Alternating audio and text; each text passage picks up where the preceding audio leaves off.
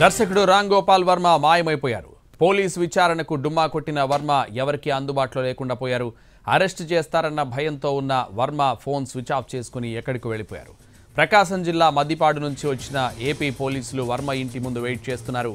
2 ఎస్ఐలు 6 కానిస్టేబుళ్లు వర్మ ఇంటికి వచ్చారు. అయితే వర్మ సిబ్బంది మాత్రం ఆయన అర్జెంట్ పని మీద ఎక్కడికో వెళ్లారని చెబుతున్నారు. ఇప్పటికీ 2 సార్లు పోలీసు విచారణకు డుమ్మా కొట్టారు రామ్ గోపాల్ వర్మ. దీంతో ఆయన కోసం ఏపీ పోలీసులు హైదరాబాద్ వచ్చారు.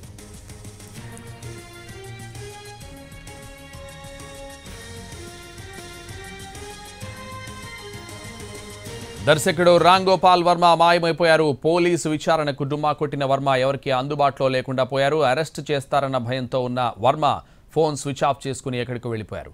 ఇదే విషయానికి సంబంధించి వర్మ ఇంటి వద్ద నుంచి మా ప్రతినిధి రవి లైవ్ లో అందిస్తారు. రవి, వర్సనే ప్రెజెన్స్ అవసరం లేదు. సో దానికి సంబంధించిన కోట్ చేస్తూ మేము నిన్ననే ఈ రోజు మార్నింగ్ కూడా స్పీడ్ పోస్ట్ కూడా పంపించాము. అలానే రిప్లైకి నోటీస్ కూడా పంపించాము. వాళ్ళ దగ్గర నుంచి రెస్పాన్స్ రావాలి, కానీ ఆ రెస్పాన్స్ ఇంకా మాకు రాలేదు. మేము వెయిట్ చేస్తున్నాం, కానీ పోలీసు వాళ్ళు ఇక్కడికి వచ్చినారు. వాళ్ళు సమాధానం చెప్పాలి. మాకు టైం కావాలి. అలానే ఫిజికల్ గా ప్రెజెన్స్ అవసరం లేదు.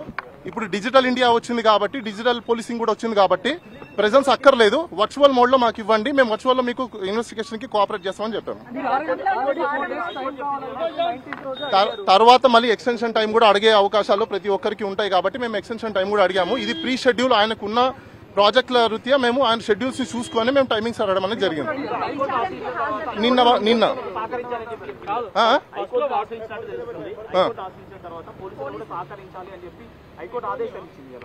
హైకోర్టుకి సహకరించాము. హైకోర్టుకి ఆశ్రయిస్తే ఇంకా బెయిల్ అప్లికేషన్ సంబంధించిన రేపు వాదనలు ఉంటాయి.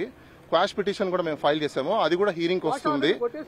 క్వాష్ కొట్టేలేదు, అదే మీకు చాలా మంది తెలియదండి. క్వాష్ కొట్టలేదు. క్వాష్ కి ఇన్స్ట్రక్షన్స్ కి నోటీస్ కి పంపించింది. వాళ్ళ సైడ్ నుంచి కౌంటర్లు దాఖలా చేయాలి. దాన్ని కొట్టేయడం అన్నారు. దాన్ని కౌంటర్స్ వేసిన తర్వాత ఫైనల్ గా హీరింగ్ చేసి అసలు ఈ కేసు నిలబడతాదా లేదా అని చెప్పి తర్వాత చెప్తారు.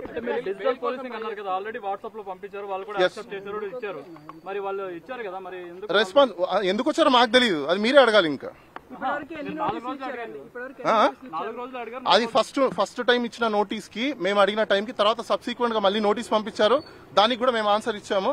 స్పీడ్ పోస్టులు కూడా పంపించున్నాము. అలానే వాళ్ళకి వాట్సాప్ లో కూడా షేర్ చేసాము. ఎస్పీకి పంపించాము, డిఎస్పీకి పంపించాము, అలానే ఎస్పీకి సంబంధించిన సీసీ వాళ్ళకి పంపించాము, ఎస్హెచ్ఓకి పంపించాము. అదే విధంగా ఎవరైతే సర్కిల్ ఇన్స్పెక్టర్ ఉన్నారో ఆయన కూడా పంపించున్నాము. ఆయన కూడా ఒకటి థర్డ్ డిగ్రీ ఎవరు ప్రయోగించినా వాళ్ళ మీద కూడా క్రిమినల్ ప్రాసిక్యూషన్ అవుతుంది. అందులో చూసి ఆర్జీవి గారు భయపడేంత సినిమా లేదు. ఎవరు కూడా ఈ రోజు పోలీసు వాళ్ళు వీఐపీ స్టేటస్ లో ఉన్న వ్యక్తులను తీసుకెళ్లి థర్డ్ డిగ్రీ ప్రయోగిస్తే ఎవరు కూడా చూస్తూ ఊరుకోరు. మేము కూడా కన్సర్న్ కాంపిటెంట్ అథారిటీకి మేము కూడా అప్రోచ్ అవుతాము. గత ప్రభుత్వంలో ప్రయోగించారు కదా, ఒక ఎంపీ మీదే ప్రయోగించారు కదా. గత ప్రభుత్వం ప్రయోగించారనేది ఎవరికి తెలియదు. సో అది సుప్రీంకోర్టులో పెండింగ్ ఉంది. 19th తర్వాత మళ్ళీ కూడా సబ్సిక్వెంట్ గా నోటీస్ పంపించారు. 25వ తేదీ ఈ రోజు అటెండ్ అవ్వమని చెప్పారు.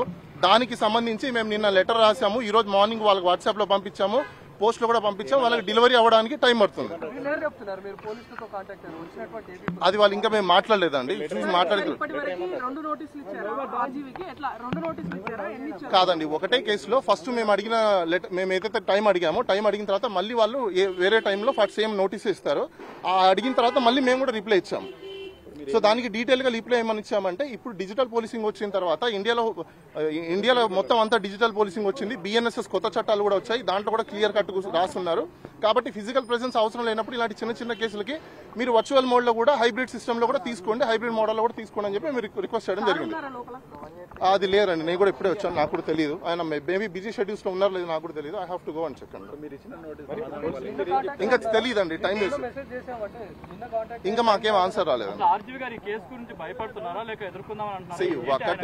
ఒకటి ఆర్జీవి గారు ఇక్కడ భయపడే అవకాశాలు లేవు. ఆయన ఏం తప్పులు చేయలేదు. ఇదేమి దేశద్రోహం కేసుమో కాదు, లేకపోతే ఇంటర్నేషనల్ మాఫియానో కాదు. ఇది ఒక డిజిటల్ కి సంబంధించిన ఒక పోస్ట్ చేశారని చెప్పేసి ఒకరు కంప్లైంట్ చేశారు. అసలు నిజంగా అది కంప్లైంటా కాదా లేదా అని వెరిఫై చేయడానికి మాకు కొంచెం సమయం కావాలి. వాళ్ళు కంప్లైంట్ ఇచ్చారు, వాళ్ళు ఎఫ్ఐఆర్ కట్టారు, అది ప్రాసెస్. ఆ ప్రాసెస్ అయిపోయిన తర్వాత నెక్స్ట్ ఏం తీసుకోవాలా ఏం లేదని చూసి మేము కూడా దాని మీద యాక్షన్ తీసుకుంటాం. ఒకటి ఇప్పుడు సుప్రీంకోర్టు ఇచ్చిన గైడ్ లైన్స్ ప్రకారం ఏ వ్యక్తి అయినా పోలీస్ స్టేషన్కి వెళ్తే అది కంప్లైంట్ ఇచ్చారంటే ఎఫ్ఐఆర్ కట్టడం అనేది వాళ్ళ రెస్పాన్సిబిలిటీ కాబట్టి పోలీసు వాళ్ళు కట్టారు. తర్వాత వాళ్ళు మాకు నోటీస్ ఇచ్చారు. నోటీసుల ప్రకారం మేము కూడా ఫాలో అవుతాం. రూల్ ఆఫ్ లా ఏదైతే ఉందో దాన్ని కంటిన్యూ చేస్తాము. Anything else? Okay right. Varma తరఫు అడ్వకేట్ చెప్తున్నటువంటి ప్రకారం కూడా ఇప్పటికే నోటీస్ కూడా సర్వ్ చేశారు. ఆ నోటీస్ కి మేము రిప్లై కూడా ఇచ్చామని చెప్తా ఉన్నారు. అయితే వర్మ మరికొంత సమయం కావాలి అని చెప్పి కూడా అడిగారు. అయినా అంతలోపే పోలీసులు వచ్చారనేది రామ్ గోపాల్ వర్మ తరఫు అడ్వకేట్ చెప్తున్నటువంటి మాట. అయితే ఎప్పుడైతే పోలీసులు నోటీస్ సర్వ్ చేశారో ఈ నెల 10వ తేదీనే వర్మ పైన 7 కేసులు నమోదయ్యాయి మద్దిపాడు పోలీస్ స్టేషన్లో. మద్దిపాడు మండల టీడీపీ అధ్యక్షుడు పెట్టినటువంటి కేసు ప్రకారం ఇప్పటికే 7 కేసులు నమోదు చేసినటువంటి పోలీసులు వర్మకు నోటీస్ కూడా అందజేశారు. అదే నోటీస్ కాపీని వర్మ కూడా అందుకున్నారు. ఆ తర్వాత హైకోర్టును ఆశ్రయించారు. తనను అరెస్ట్ చేయకూడదు అనే ఒక క్వాష్ పిటిషన్ కూడా దాఖలు చేశారు. తనపైన తప్పుడు కేసులు నమోదు చేశారు అనే విషయాన్ని కూడా తను హైకోర్టు ముందు ఒక పిటిషన్ దాఖలు చేశారు. కానీ అరెస్ట్ చేయకుండా మేము రక్షణ కల్పించలేము, కానీ మీరు పోలీసుల విచారణకు సహకరించాల్సిందే అని చెప్పి హైకోర్టు చెప్పారు. దీంతో వర్మ తనకు సమయం కావాలి విచారణకు హాజరయ్యేందుకు అని చెప్పి గడువు కోరారు. ఈ నెల 19వ తేదీన వాట్సాప్ లో మద్దిపాడు పోలీసులకు ఒక మెసేజ్ చేశారు రామ్ గోపాల్ వర్మ. 4 రోజుల సమయం కావాలి, తనకు బిజీ షెడ్యూల్ ఉంది, షూటింగ్ నిమిత్తం నేను వేరే స్టేట్స్ కి వెళ్లాల్సినటువంటి అవసరం ఉంది అని చెప్పడంతో ఆ 4 రోజుల గడువు ఏదైతే కోరారో ఆ 4 రోజుల గడువు కూడా పూర్తయిపోయింది. పూర్తయి కూడా 2 రోజులుగా వస్తుంది కాబట్టి అందుకే పోలీసులు ఇక్కడికి వచ్చారని చెప్పి భావిస్తున్నారు. అయితే పోలీసులు ఇక్కడికి వచ్చిన తర్వాత వర్మను కాంటాక్ట్ చేసే ప్రయత్నం చేశారు. తను మాత్రం అందుబాటులోకి రావడం లేదు. కొద్దిసేపటి క్రితం లోపల ఉన్నటువంటి సిబ్బంది కూడా వర్మ ఇక్కడ లేరు, షూటింగ్ నిమిత్తం వెళ్లారు, తను 2 రోజులు అవుతుంది ఇక్కడికి వచ్చని చెప్తా ఉన్నారు. కానీ కాసేపటి క్రితమే వర్మ తరఫు అడ్వకేట్ కూడా వచ్చారు. మేము మరికొంత సమయం కావాలని చెప్పి మరొక పిటిషన్ కూడా దాఖలు చేశాం, పోలీసులను కూడా రిక్వెస్ట్ చేశాం. అందులోనూ మేము వర్చువల్గా రిక్వెస్ట్ చేశాం. మేము ఉంటుంది తెలంగాణలో, వాళ్ళు కేసు నమోదు చేసింది ఏపీలో కాబట్టి మేము వర్చువల్గానే ప్రొసీడ్ అవుతాము అని చెప్పి డిజిటల్ రూపంలో ఒక మెసేజ్ను కూడా మేము చేశాము. దానికి రిప్లై రావాల్సినటువంటి అవసరం ఉంది, అంతలోపే పోలీసులు ఇక్కడికి వచ్చారనేది వర్మ తరఫు అడ్వకేట్ చెప్తున్నటువంటి మాట. కానీ ఏకంగా పోలీసులు మద్దిపాడు పిఎస్లో ఎక్కడైతే కేసు నమోదైందో ఎవరైతే వర్మకు నోటీస్ సర్వ్ చేసినటువంటి ఇన్స్పెక్టర్ ఉన్నారో తనే ఇక్కడికి నేరుగా చేరుకున్నారు. ప్రస్తుతం మద్దిపాడు పిఎస్కి సంబంధించినటువంటి పోలీసులు కూడా ఇక్కడ ఉన్నారు. వాళ్ళతో కూడా మాట్లాడే ప్రయత్నం చేసినా కూడా మాకేం తెలియదు, మేము వర్మను కాంటాక్ట్ చేసే ప్రయత్నం మాత్రమే చేస్తున్నాం అని చెప్పి వాళ్ళు చెప్తున్నటువంటి మాట. సో వర్మ కోసం కాంటాక్ట్ చేస్తున్నాం, తను మాత్రం కాంటాక్ట్లోకి రాలేదని చెప్తా ఉన్నారు. సో ప్రస్తుతం ఇక్కడ ఇంకా మద్దిపాడు పిఎస్కి సంబంధించినటువంటి పోలీసులు కూడా వెయిట్ చేస్తూ ఉన్నారు. సో వర్మకి ఎవరైతే నోటీస్ ఇచ్చినటువంటి ఎస్ఐ ఉన్నారో తను కూడా ఇక్కడే ఉన్నారు. ఇతనే వర్మకు కూడా నోటీస్ అందజేశారు. సో వర్మ నేరుగానే నోటీస్ తీసుకున్నారు. తను కూడా విచారణకు హాజరవుతాను అని చెప్పి కూడా చెప్పారు. కానీ వర్మ మాత్రం తనకు విచారణకు హాజరవుతాను అని చెప్తూనే అటు హైకోర్టును ఆశ్రయించారు. మరోవైపు తనకు మరికొంత సమయం కావాలి అని చెప్పి అడగడాన్ని మనం చూస్తా ఉన్నాం. తీరా ఇక్కడికి పోలీసులు వచ్చిన తర్వాత కూడా మేము కాంటాక్ట్ చేసే ప్రయత్నం చేస్తున్నామని మాత్రమే చెప్తా ఉన్నారు. సో నోటీస్ ఇచ్చినటువంటి ఇన్స్పెక్టర్ కూడా ప్రస్తుతం మేమే చెప్పేది కాంటాక్ట్ లోకి వచ్చారా? లేదు లేదు, మీరే కదా తనకు నోటీస్ సర్వ్ చేసింది. నోటీస్ ఇచ్చినటువంటి టైంలో ఏం చెప్పారు? హలో. సో ప్రస్తుతం ఇక్కడికి వచ్చినటువంటి మద్దిపాడు పిఎస్కి సంబంధించినటువంటి పోలీసులు కూడా ఏం చెప్పే పరిస్థితి కూడా కనిపించట్లేదు. వాళ్ళు మేము కాంటాక్ట్ చేసే ప్రయత్నం చేస్తా ఉన్నాం, వర్మ మాత్రం అందుబాటులోకి రావడం లేదు.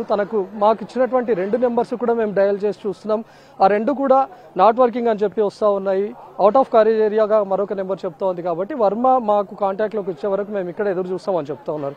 కానీ వర్మ తరఫు అడ్వకేట్ మాత్రం ఇక్కడికి వచ్చి పోలీసులు అక్రమంగా ఇక్కడికి వస్తున్నారు, మేము ఇచ్చినటువంటి డిజిటల్ రూపంలో పెట్టినటువంటి మెసేజ్కి వాళ్ళు అంటే ఒక మెయిల్ చేశాం, వాట్సాప్ రూపంలో కూడా పెట్టాం, దానికి రిప్లై ఇవ్వకుండా నేరుగా ఇక్కడికి రావడం అనేది అక్రమం అని తను చెప్తా ఉన్నారు. మళ్ళీ మేము కోర్టును కూడా ఆశ్రయించాము. ఆల్రెడీ క్వాష్ పిటిషన్ పైన కౌంటర్ దాఖలాలు చేయాలి అని చెప్పి కూడా టైం ఇచ్చినటువంటి గడువు రేపటితో ముగుస్తుంది. సో మేము రేపు కౌంటర్ కూడా దాఖలాలు చేస్తామనేది వర్మ తరఫు అడ్వకేట్ చెప్తున్నటువంటి మాట. కానీ ఇక్కడ ఏకంగా ఎవరైతే నోటీస్ సర్వ్ చేసినటువంటి వ్యక్తులు 2 ఎస్ఐలతో పాటు ఏకంగా ఎంటైర్ సిబ్బందితో ఇక్కడికి వచ్చారంటే వర్మను అదుపులోకి తీసుకుంటారనే అనుమానాలు కూడా వ్యక్తం అవుతూ ఉన్నాయి. సో ఇప్పుడు వర్మ పైన మొత్తంగా మద్దిపాడు పిఎస్లో 7 కేసులు నమోదయ్యాయి.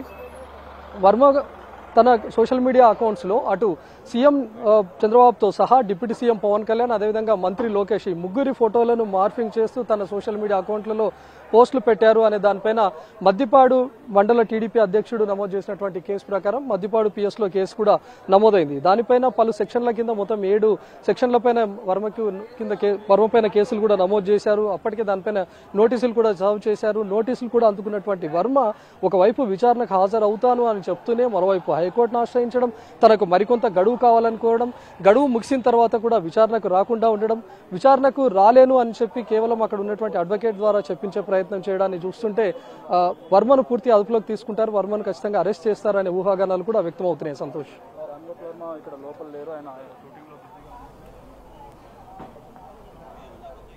Right, thank you Ravi.